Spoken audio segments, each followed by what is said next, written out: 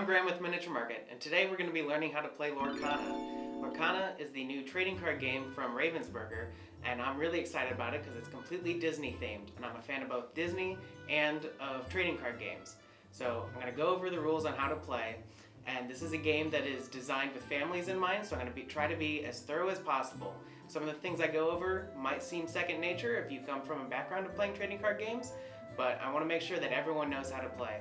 In Lorcana, we take the role of Illumineers, summoning glitters of iconic Disney characters.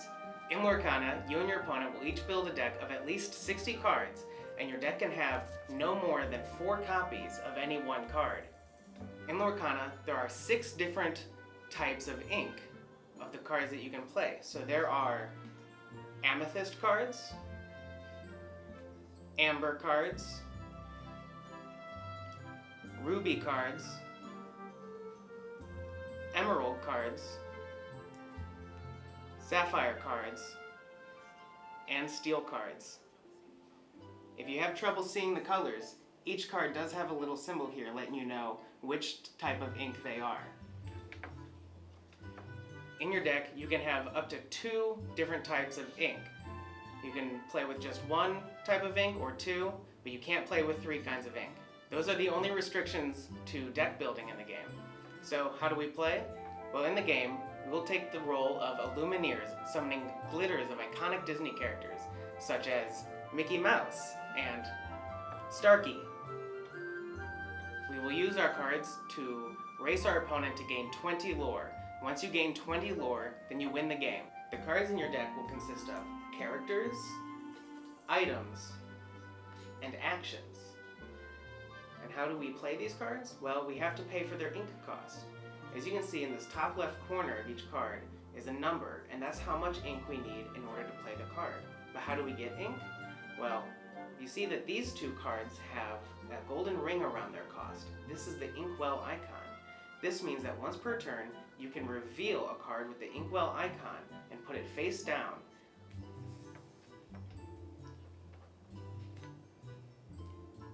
So let's say I have Pongo in my hand. I can reveal that to my opponent and put it face down. This is now part of my inkwell. Once it's in my inkwell, it has become hidden information and I can't look at it anymore, and whatever is on the front side of the card no longer matters. All this card can do now is exert to gain ink. Exerting simply means that you move the card from the ready position to sideways to show that it's been used and cannot be used again.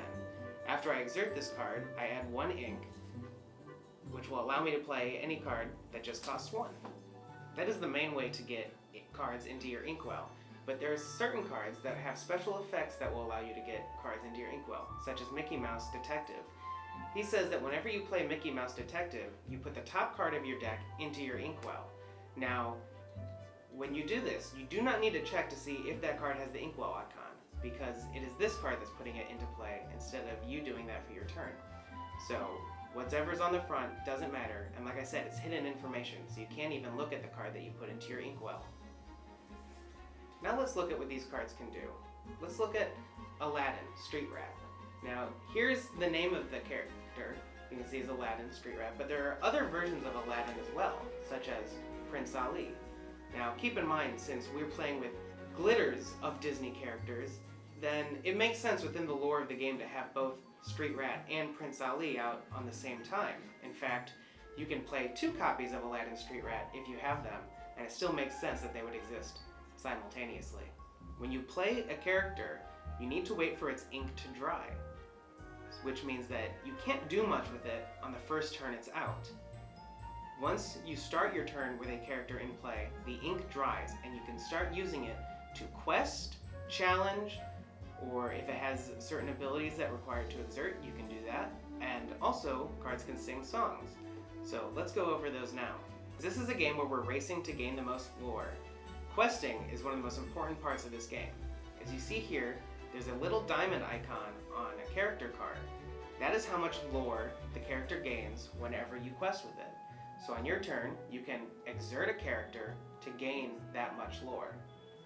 As you see, Aladdin exerts to add 1 lore when you quest with him, but say if you had another card, such as Ariel on human legs, She gains 2 lore whenever you quest with her.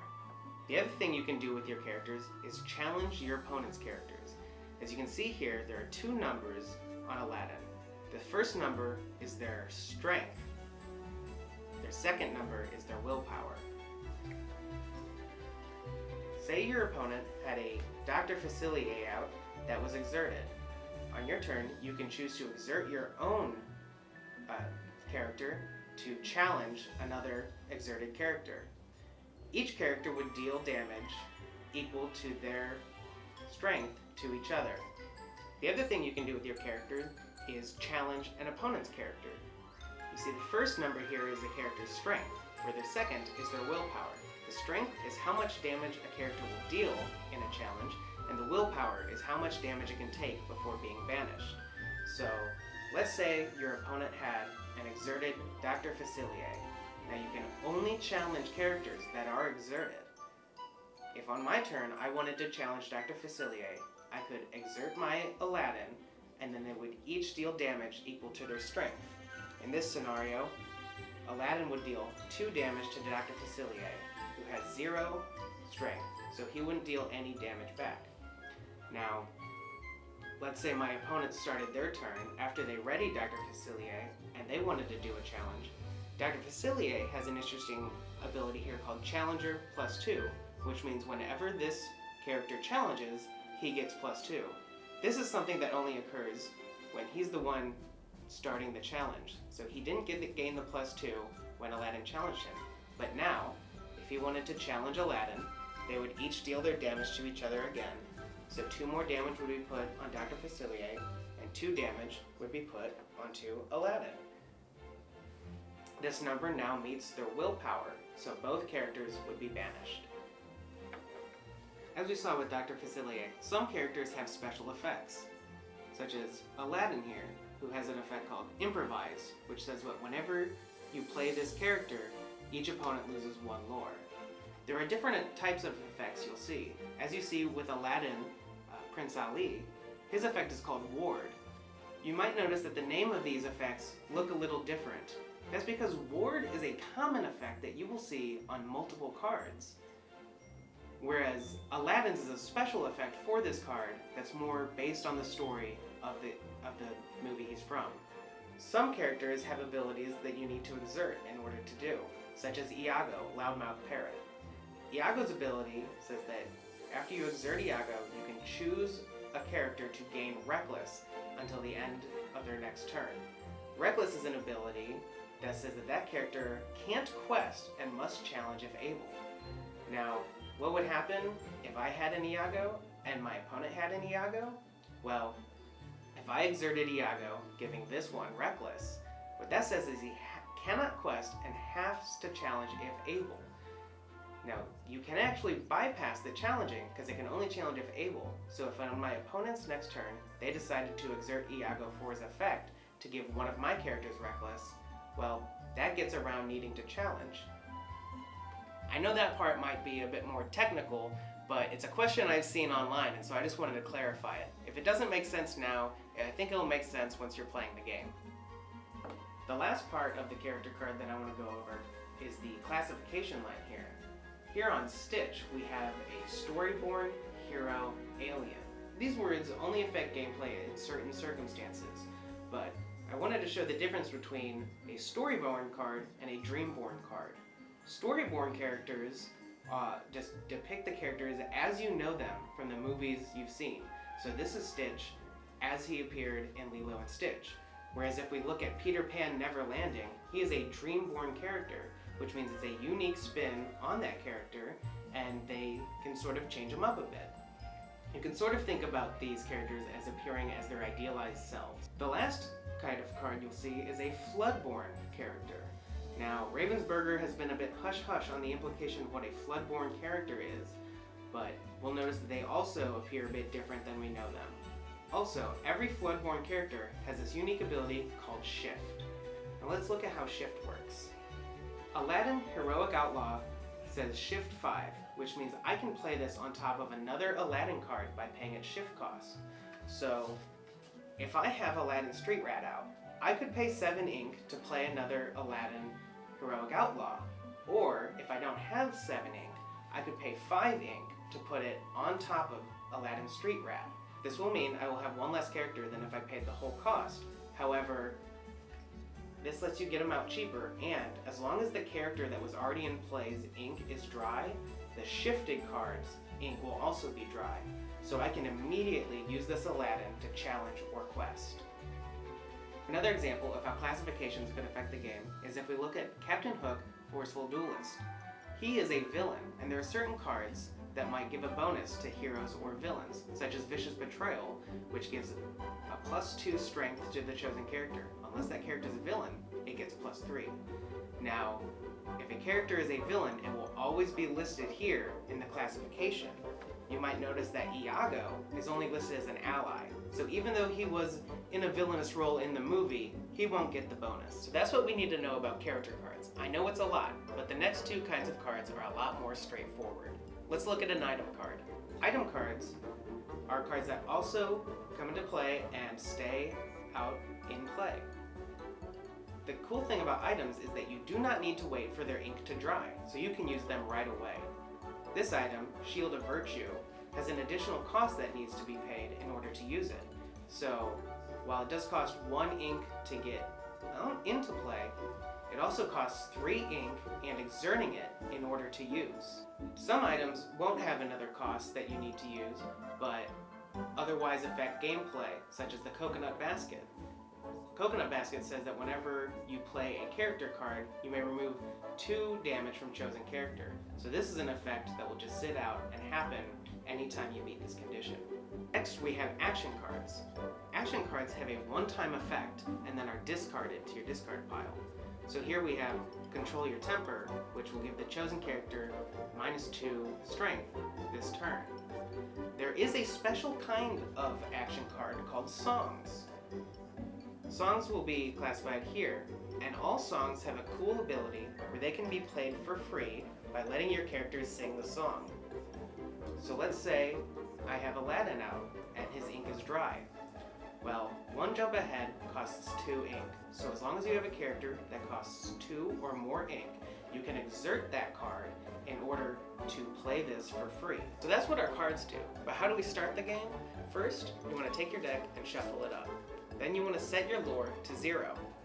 You can use dice to count your lore, or if you get the starter deck, it comes with this nifty little mat and token that you can use to track your lore. Then you'll draw a hand of 7 cards. If you don't like any of the cards in your hand, you can put those down and say, I don't like these cards. And then however many cards you didn't take, you'll draw that many. This is your 1 free mulligan in the game. Then you'll take these cards you set down and they'll get shuffled right back into your deck. You'll then want to choose the starting player at random. You can either flip a coin, or I like to roll 2 6-sided dice. Got a 4, I'm not going first. Turns are conducted in 2 phases. You have the beginning phase and the main phase. During the beginning phase, you will ready, set, draw, which means you'll take all of your exerted cards and put them upright again so that they can be used. Set is a step where if you have any cards that have an effect that happens at the beginning of your turn, then it will happen during your set step. And then you will draw and take the top card of your deck to your hand. Now, if you are the starting player, meaning you go first, you don't actually draw a card on your first turn. Next, we will have the main phase, where you can do any of the actions I explained earlier, such as playing a card face down into your inkwell, questing, using abilities, challenging, and you can do these effects in any order. So I could start my turn off by questing here with Yzma, and then let's say I wanted to challenge with the wardrobe, and then I reveal Maximus to you to put face down into my inkwell, and then I decide that's a good time to play Paschal. Any order you want to take these actions is a-okay, and you can do as many actions as you can given how much ink you have. So if you want to play multiple cards, well, I can play another wardrobe. Or if I had multiple characters that could quest or challenge, then I could quest and challenge with them one at a time. You will keep taking turns with your opponent, each going back and forth, until one of you has gained 20 lore. The first person to gain 20 lore wins the game. Additionally, if you happen to run out of cards in your deck and you can't draw anymore, well, then you'll lose. But I don't see this coming up too often. And that's how we play Lorcana. That's all there is to it, and I hope you have fun trying it out. You and your opponent will go back and forth, each taking turns until one of you has accumulated 20 lore. Then they'll be the winner of the game.